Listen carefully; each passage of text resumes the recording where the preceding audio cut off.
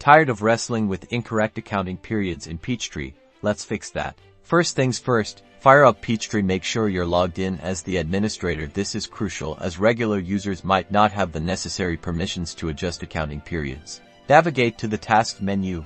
It's usually at the top of your screen. Click on System. From the System submenu, select Change Accounting Period. A window will pop up showing your current period.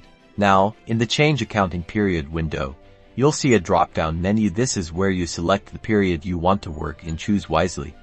Double-check that you're selecting the correct one, as mistakes here can lead to reporting headaches. To close out a period, again go to the Tasks menu, then System and find the Period End wizard. Follow the steps within the wizard carefully. It guides you through backing up your data and running period end reports. Speaking of backups, always back up your Peachtree data before closing a period.